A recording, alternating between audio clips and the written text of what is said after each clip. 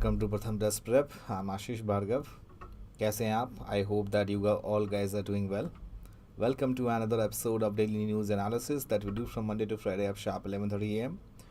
In this session, we discuss about all the important news from all major newspaper. Majorly, we discuss about the Hindu and Indian Express. As you know that this is very important for every students who are preparing for any competitive exams, because newspaper is very essential. As we know that most of the questions in your exam that are based on current affairs, they are fetched from the Hindu and Indian Express. So I welcome each and everyone here. And in newspaper analysis, we discuss about international based news, if anything which is the interest of India, that we discuss also. Economy based news, sports based news, science and tech, personal news, summits and conference, miscellaneous, and kind of national importance. Apart from that, we also discuss about Supreme Court verdict, which is very important for the students, especially who are preparing for the law entrance exam like SLAT, like CLAT, like AILET, like Jamia entrance and all. So if your voice is high, only a few people will hear. If a thought is high, then many people will listen. And to inculcate the thought process, what exactly you need to do, you have to develop the temperament to read the newspaper. Why I'm telling you? Because newspaper is very essential, as I told you. And you must know what are the important takeaways for the exam. And one more thing, if you are new in this channel, please subscribe the channel as well. And do not forget to press the bell icon, so you will get the notification of all our Pratham Test Prep mentors.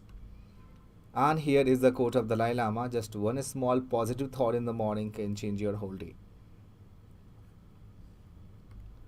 So study hard, no matter if it seems impossible, no matter if it takes time, no matter if you have to up all night. Just remember that the feeling of success is the best thing in the entire world.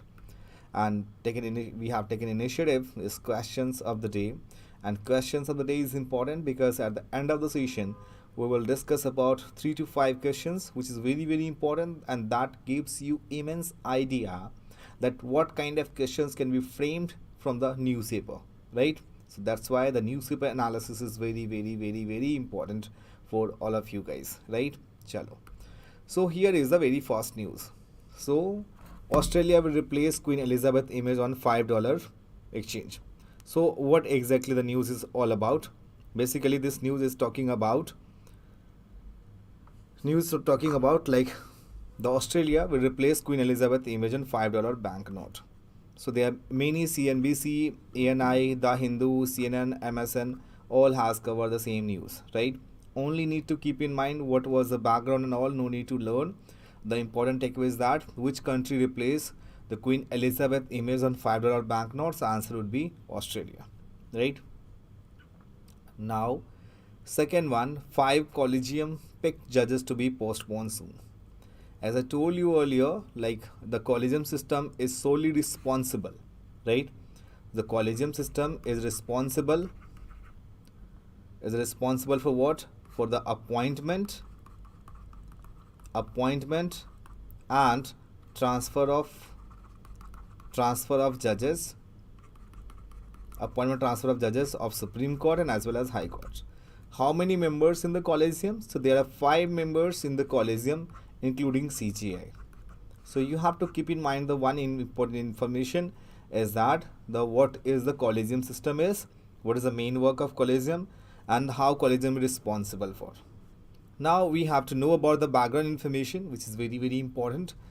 And the background information that the collegium system is appointment and transfer of judges that has evolved through judgment of Supreme Court, not by the act of Parliament. As we know the information that we have independent judiciary system. So how the collegium system was evolved? Earlier it was NJAC, National Judicial Appointment Commission, and now it is, we can say, the evolution of the system has started with the first judge case, which is of 1981, and that judge case was CGI was recommended on judicial appointment and transfer can be transfer of contingent reason. Later on, that second judge's case is 1993, the Supreme Court ने introduce किया, that is collegium system, And the third judge case, that was Supreme Court and Precedent Reference, expanded the collegium of 5-member body, which is comprising, we can say, CGI and the 4 senior most colleagues. So in our country, we can say that judges selected to another judges, right? And High Court collegium is led by, collegium is Chief Justice and 5 other senior most judges of the court. So we can say there are 4 members in collegium system, 5 members including Chief Justice of India. And somehow, why the bone of contention started, the ministers of law, Kiran Rijiju, sometimes before started, like, to change the NGAC, and there is a monopoly of collegium system. The reason behind, we can say, the government role is quite limited to getting an inquiry conducted by Intelligence Bureau, and if a lawyer to be evaluated to judges in High Court or the Supreme Court. So Intelligence Bureau, we can say, it is reputed and established by the intelligence agencies, and it is authoritatively controlled by Ministry of Home Affairs. So the Intelligence Bureau, it comes under the purview of MHA, which is Ministry of Home Affairs. This is all about the background information which the students needed for that. And if we talk about the all in short, Article 124, the constitutional provision to appointment of judges is Article 124 Clause 2 says that appointment of judges of Supreme Court and High Court. So make sure which article is talking about appointment of judges of Supreme Court and High Court, Article 124 Clause 2. And in that clause, we have to understand that the President makes appointment after consulting with such judges of the Supreme Court and High Court as they may deem necessary. But the Constitution does not lay down any process for making these appointments. That's why we can say that there is a collegium system. So as I told you, the first judge's case, second judge's case. So first judge's case 1981, we can see the consultation of Article 124 Clause 2. And the second judge case that we can see is in 1993, the Supreme Court that overruled first judge case, that is the birth of collegium system. So if we talk about the birth of collegium system is originate from which judge case, that was second judge's case, which was happened in 1993. And third judge case is that in 1998, the Supreme Court expanded the CGI and 4 more senior most judges in the appointment and as well as transfer of judges. And the current structure, we have to understand that is Supreme Court collegium is 4 plus 1, which means we can say that 4 senior most judges and 1 is CGI, right? And the 4 senior most judges of the Supreme Court. High Court collegium is 2 senior most judges of the High Court. Is there any criticism about the judges? Yes, there was an opaqueness. Second, we can say scope of nepotism, because as we know that if there are 5 person who is working in the collegium, they will always prefer to the same person to who or him seems to be very friendship and have kind of amity. So we can say there is a scope of nepotism and exclusion of executive, because there is no role of executive for the appointment of judges in our country, and no predefined structure of the appointment in the Constitution. So National Judicial Appointment Commission, if we talk about NJAC, so it was an attempt to replace the collegium system. It prescribed the procedure, and NJAC was established by 99th Constitution Amendment Act 2014. So keep in mind, National Judicial Appointment Commission, NJAC, was appointed in 2014 by the 99th Constitution Amendment Act. But the NJAC Act was termed unconstitutional and struck down, claiming it having affect the independence of judiciary. Right? So constitution provision, and one more thing that we can say, what is the role of collegium system, that we got to know. Now moving further, here is Supreme Court is a step for terminally ill patient to withdraw treatment. So what the change brought now and earlier? Because the Constitution Bench has decided, the Supreme Court has removed like insurmountable obstacle for the implementation of advance directive given by the terminally ill patient. So what is the changes brought? living will, which means that we can say that now an attestation by notary of gazetted officer to be sufficient for a living will. Earlier it was necessary that judicial magistrate attest or countersign a living will.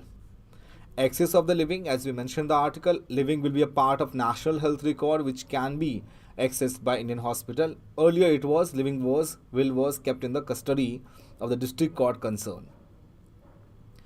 Earlier it was primary board examined to patient condition. So the 3 doctors including treating physician and 2 other doctors will do this. And now earlier it was a primary board of doctors that need at least 4 experts from general medicine. Time taken to decide, earlier it was 48 hours. Now it is 48 hours, and earlier it was not specify any outer limit on withdrawal the treatment. Supreme Court is a normal euthanasia. The Supreme Court India made changes in the rules of passive euthanasia with the primary objective to make the process less difficult and less time consuming, which we have already discussed. Now, passive euthanasia is an act of withholding or withdrawing medical treatment, such as withholding or withdrawing the life support with the intention of allowing a person to die. This is in contrast the active euthanasia, which involves an active intervention and a person's life with substance or external force, such as administering a lethal injection. Third one article is very important. The Tihar jail to get AI-powered artificial intelligence-powered surveillance system.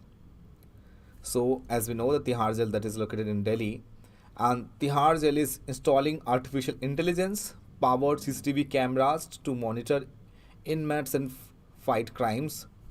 So, the high-tech overhaul, we can say 20 AI-powered cameras built with facial recognition installed, so that we can easily recognize that which criminal is going outside and inside, and what kind of person is going to meet in that time.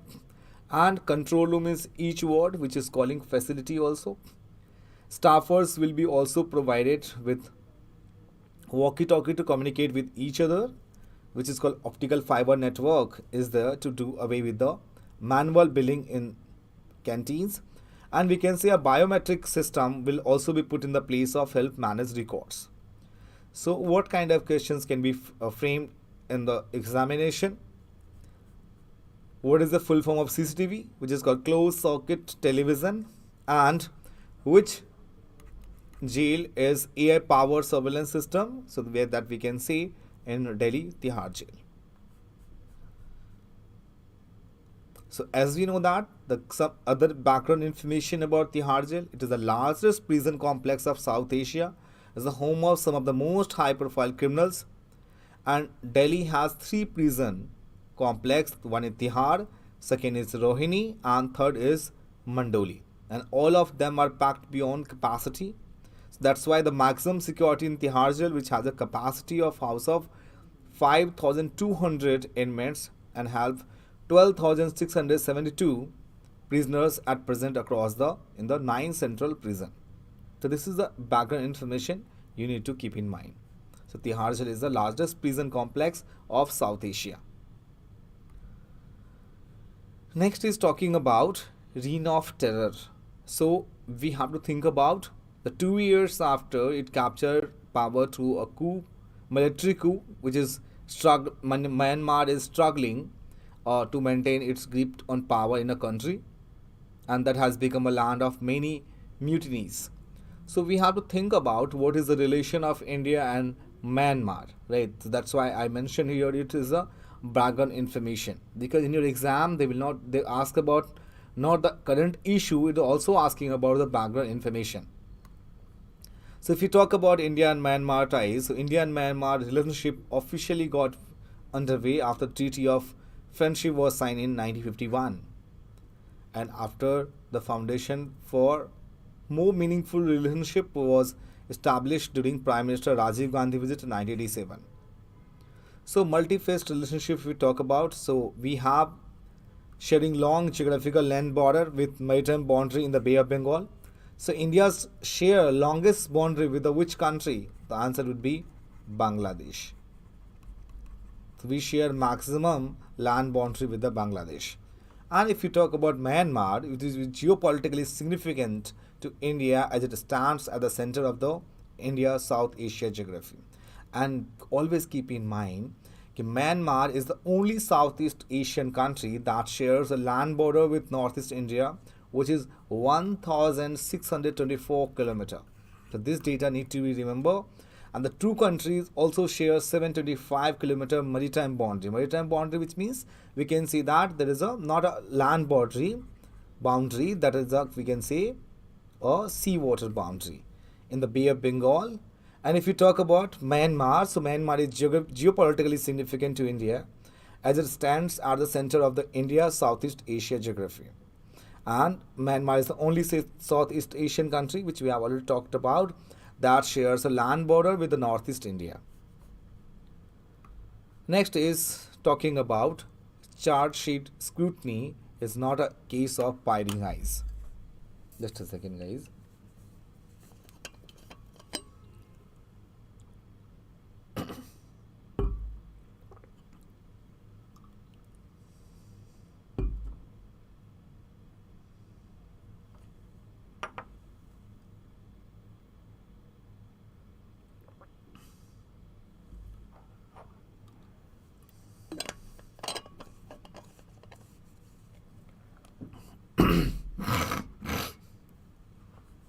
So we have to think about the charge sheet scrutiny is not a case of prying eyes. So in the highest court of India, it is the almost a frontier transparency in its agreeing to the live of telecast some of its hearing. So what exactly is the article is talking about? So this article is talking about the top court order against public scrutiny of a charge sheet before trial begins in a setback of judicial reforms, and that will, you can say that will hamper the quality of investigation. So we have to think about what exactly is the charge sheet is. So what exactly charge sheet is? If you talk about the judgment seems to be contradiction in order passed by the court wherein the Youth Bar Association of India versus Union of India. In that case that we already discussed is talking somehow is FIR, which is First Information Report. FIR is First Information Report. So think about the background information, what exactly is charge sheet. The charge sheet is not a public document, and the Supreme Court ruled that charge sheet are not public document, and enabling the free public access violates the provision of Criminal Code or Code of Procedure, which is CRPC, and it compromises the right of accused, victim and investigation agencies. What exactly charge sheet is? So charge sheet is defined under section 173 CRPC, which is called Criminal Code of Procedure, as a final report prepared by the police officer or investigating agency after completing their investigation of a case. So what kind of case study is very important to know? That is K. Veeraswamy versus Union of India, and 1991 case. The Supreme Court ruled that charge sheet is a final report of a police officer under section 173 clause 2 of CRPC. And what is the constitutional provision is that the CRPC charge sheet must be filed against the accused within a prescribed period of 60 to 90 days. The days is fixed, that we can say 60 to 90 days. Otherwise, the arrest is illegal and which we can say illegitimate, and the accused is entitled to bail. So the charge sheet, the period is maximum 60 to 90 days. So almost we can say 2 to 3 months. So that kind of information is always important. Being a aspirant, you any article is given in the newspaper, so you must know about the background information. That's why I have underlined here is that's our new initiative that we can say the background information, which is very, very important for the aspirant. And now is next news. Antony Blinken postponed China visit after spy balloon is detected over US. So what exactly is United States Secretary of State Antony, which is Blinken which is anticipated visit to China set for the next week. So the Chinese government on Friday expressed the regret over the incident, suggesting Beijing had hoped the visit that was not set for the Monday. So, but the report was something different. So Beijing acknowledged that the balloons was from China, but says it's a civilian airship used to research mainly meteorological purpose, and it was expressed regret over the incident, insisting that is, respect the sovereignty of the countries, and suggested it had hoped for the visit to go ahead.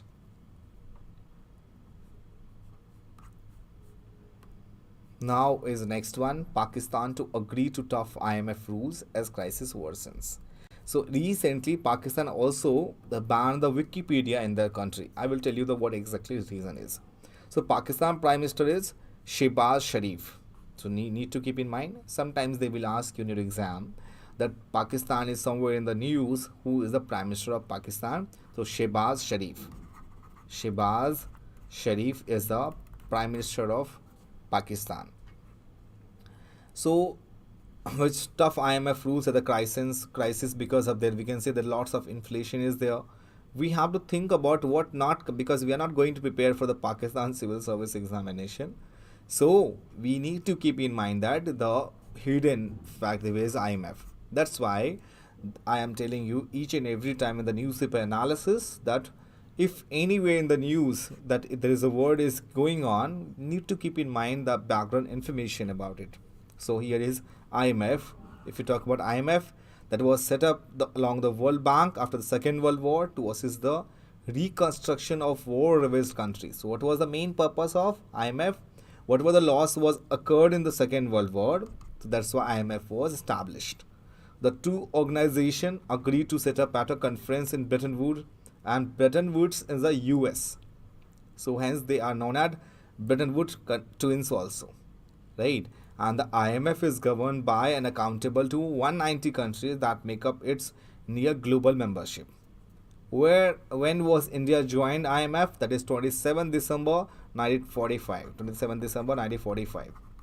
What was the main purpose of IMF? The primary purpose is to ensure stability of the international monetary system, which is, we can say, the system of exchange rates and international payments that enables countries and their citizens to transact with each other. Is there any kind of report that has been published by IMF? Hanji, bilkul. That one is Global Financial Stability Report and World Economic Outlook, which is very, very important. Can anyone tell in the comment section what is the rank of India in World Economic Outlook? That would be great pleasure for me if you talk about what is the rank of World Economic Outlook. What is the rank of India? So there are two reports that is published by the IMF, that World Economic Outlook and Global Financial Stability Report. Now moving further, and why the Pakistan was agree for tough IMF rules? As we know that the Pakistan economy that is in the dire straits with the prospect of national bankruptcy looming and stricken by the balance of payment crisis also. The similar thing that was happening in our country in 1991. That's why government was initiated that on that time, that was LPG reforms, which is, we can say, liberalization, privatization and globalization. So I hope now you can understand that if any country that economy led to the political instability. So in that country, we can see, if you talk about Pakistan, so there were external debt and political chaos and deteriorating security as well. That's why Pakistan is agreed to follow the IMF rules. Now is moving further is India to showcase success in rural and archaeological tourism at G20 meetings. As we know that India is going to host the G20 summits. So in that context, we have to think about the Latpura Khas village of Madhya Pradesh, Kanuma village of Nagaland and heritage sites of Dholavira will be shows as a success story of rural and archaeological tourism by India during the first tourism working group meeting of G20 nation. So there are four sites is there. One is Latpura Khas village in Madhya Pradesh, Kanuma village of Nagaland, and heritage site that is Dholavira that was recently in the UNESCO World Heritage Sites.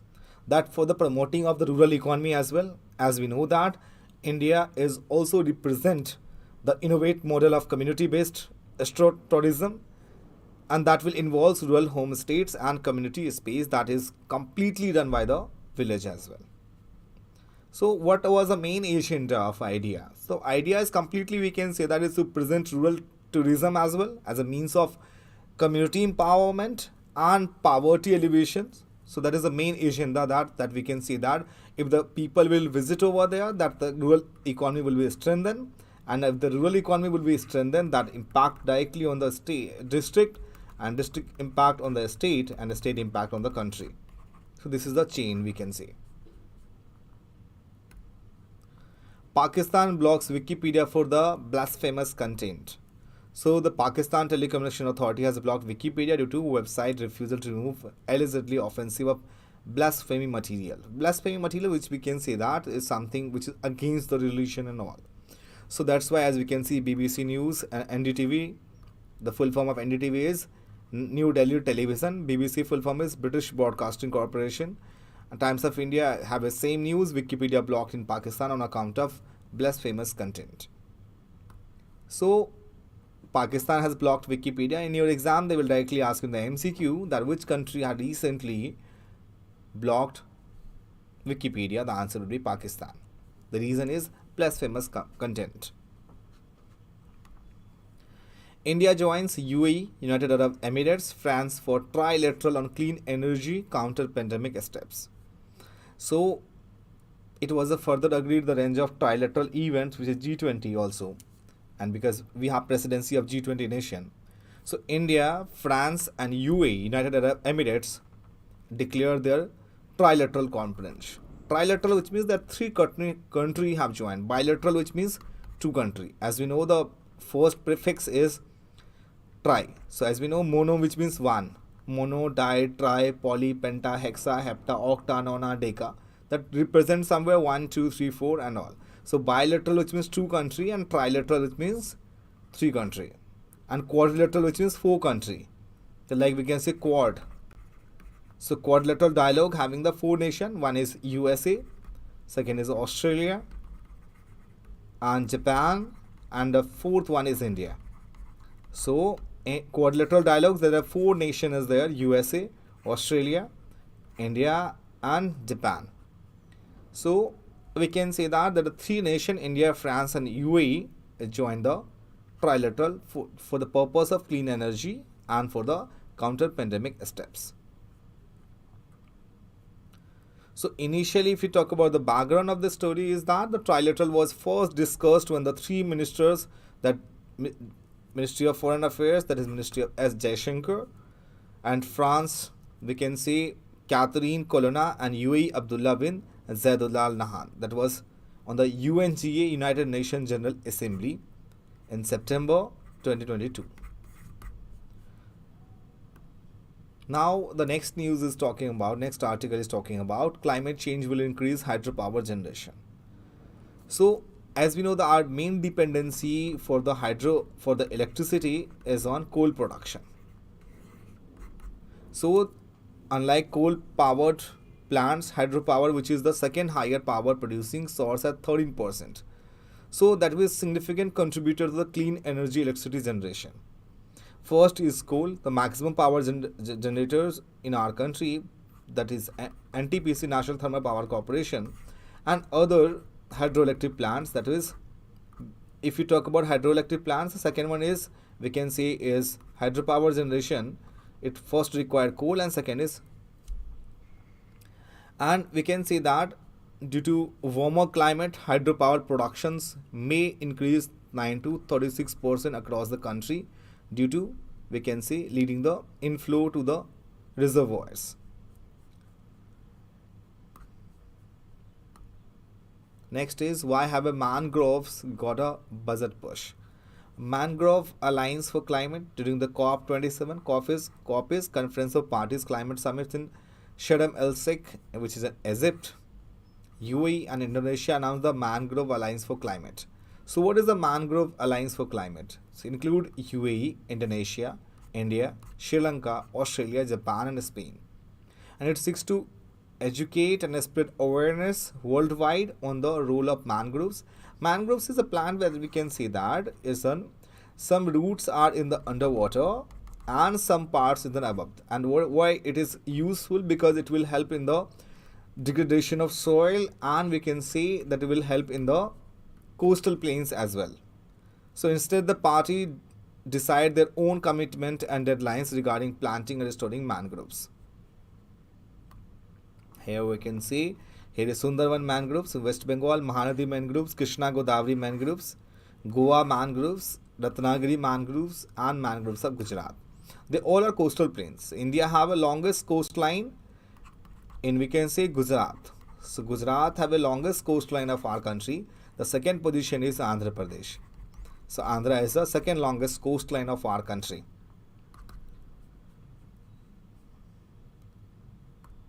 And now it's time to questions of the day. And that is very, very important because that gives you the immense idea like what kind of questions in your exam that can be framed. Here is the very first question. The news, there were many times you have seen in the article, and we have also covered what is angel tax. How does it affect Indian startups? So if we talk about, the question is what is angel tax and how does it affect Indian startups?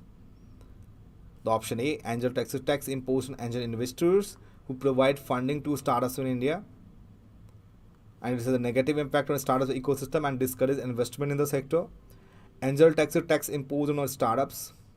Angel tax is a tax imposed on startups who are receiving funding from venture capital firms, and angel tax is tax imposed on individuals who invest in the stock market in India. So, as we know that according to proposal made in the Finance Bill 2023, the foreign legal investor may be required to pay angel tax, which was previously only supposed to be paid for the investor raised by the resident Indian investors. What exactly is an angel taxes? So angel tax is a tax imposed on angel investors who provide funding to startups in India. And it has a negative impact on the startup ecosystem and discourage investment in the sector. So angel investors are wealthy individuals who provide capital to promising early stage business entities, usually in exchange for a portion of their equity. So here is angel investors, seed capital for funds. Here is entrepreneur, portion of ownership equity of that investors is for that person.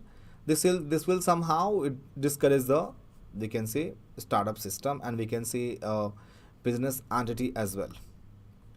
World Economic Situations and Prospect report is published by whom? Option 1 is option A, International Monetary Fund.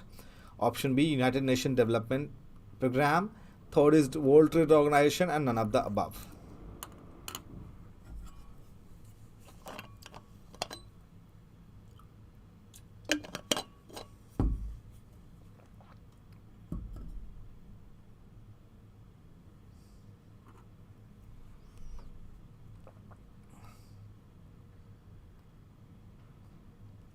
So the D is the right answer, none of the above, because UNDSA, which is United Nations Department of Economic and Social Affairs, with partnership of UNCTAD, which is United Nations Conference on Trade and Development, and 5 regional UN Commission have produced this report. So D is the right answer. Who composed Ramcharitmanas, a Hindu epic poem? This seems to be a very easy question. I request everyone to solve the questions. Kabir Das, Gopal Das, Tulsi Das, and Veer Das.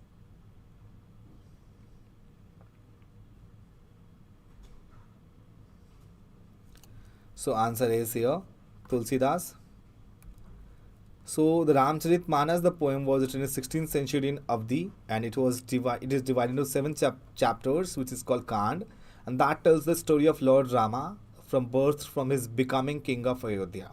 And we have to think about Ramcharitmanas is based on Ramayana, which says Valmiki great epic. So Tulsidas is a Brahmin whose original name was Ram Bola Dubey. That is the original name of Tulsidas, who's composed the Ramcharitmanas on the bank of Ganges in the Varanasi. And Tulsidas was a contemporary of Emperor Akbar. Moving further, the fourth one question. The Dar-es-Salaam declaration was recently in the news is related to what? A, option A, desertification of its mitigation. Second, organ trafficking and transplant tourism. C is water conservation, and D is none of the above. So the answer would be D is none of the above, because somehow Dar-es-Salaam declaration was for the AIDS. So Dar-es-Salaam declaration ending AIDS in the children was endorsed anonymously, and that commitment marks a step to ensure that all children with HIV, which is human immunovirus, have access to life-saving treatment, and that mothers living with HIV have babies free from HIV. And the last question, the Bay of Fundy, famous for its high tides, is located in which ocean? Pacific, Atlantic, Indian, and Arctic.